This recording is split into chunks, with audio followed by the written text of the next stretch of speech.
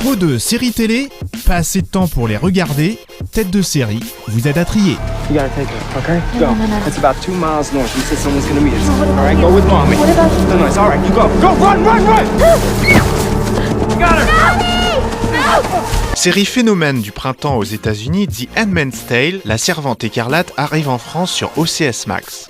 Cette dystopie terrifiante nous plonge dans un proche futur où les femmes sont réduites en esclavage. Nos 4 critiques ont pu voir sa première saison. My name is Offred. I had another name. The Handmaid's Tale suit au plus près son héroïne, Offred, prisonnière et contrainte de procréer. La Servante écarlate est adaptée du roman The Handmaid's Tale de Margaret Atwood. La série se déroule dans un monde où le taux de fertilité des femmes a drastiquement chuté au point de mettre en danger la survie de l'espèce humaine.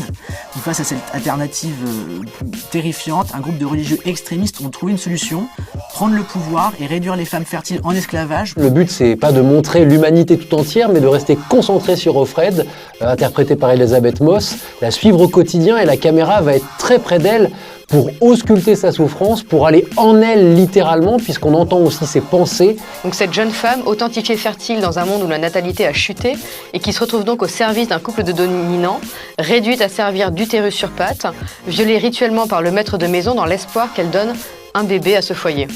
Whose fault was it, girls? Her fault. Her fault. Her fault. Her fault. Her fault. Her fault. Her fault. Her fault. Her fault. À coup de flashback, la série montre comment notre monde libre a sombré dans la dictature. Tout commence par un attentat, tout se met à dégénérer sournoisement, mais quand chacun prend enfin conscience de ce qui s'est passé, il est trop tard et tout le monde est piégé. L'ancien monde de la série, c'est le nôtre. Et on voit comment cette démocratie américaine va assez brutalement, mais progressivement, devenir cette dictature. C'est aussi une série qui résonne de façon ultra contemporaine, évidemment dans l'Amérique de Trump, dans un pays où un président a pu déclarer au moment de la campagne qu'il faudrait inventer une forme de punition pour les femmes qui ont avorté.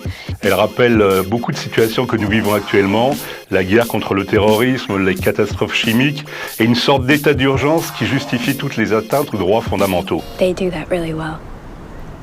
Make us distrust each other. Eyes. Come on.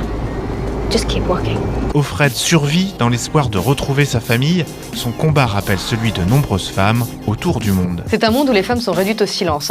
Et donc on est d'autant plus captivé par la performance d'Elisabeth Moss, qui a très peu de dialogue. On est captivé par son visage, qui est capable de faire passer toutes les émotions et de passer en une seconde de l'effroi à l'ironie. L'héroïne, parfaitement interprétée par Elisabeth Moss, le résume ainsi. Quand ils ont massacré le Congrès, on ne s'est pas réveillé. Quand ils ont suspendu la Constitution, on ne s'est pas réveillé non plus. Et évidemment, lorsqu'on se réveille, il est trop tard. Le traitement des femmes qui est réservé garde une vraie résonance aujourd'hui, et notamment aux États-Unis, où on retrouve en ce moment ce qu'est la racine même de ce que montre la série. Les femmes au Congrès qui se font par exemple couper la parole sans cesse par leurs collègues masculins, ou ces lois qui diminuent le contrôle des femmes, que les femmes ont sur leur corps. C'est une série très sombre, très violente, qui est parfois insoutenable, mais où il y a une forme de lumière, qui est la lumière qui est à l'intérieur du personnage d'Offred, qui est la lumière qui sort de toutes ces femmes. Déjà favorite des prochaines cérémonies, The Handmaid's Tale mérite-t-elle sa réputation de série coup de poing ? C'est l'heure du verdict de Tête de série. Une très grande série. C'est une des plus belles séries de cette saison américaine et c'est à ne surtout pas manquer. Probablement le choc de cette année. C'est une série aussi politiquement nécessaire que fictionnellement passionnante. C'est beau, c'est bien joué, mais c'est aussi oppressant que le monde que ça décrit. Ça pousse à la réflexion. Pour moi, tout y est.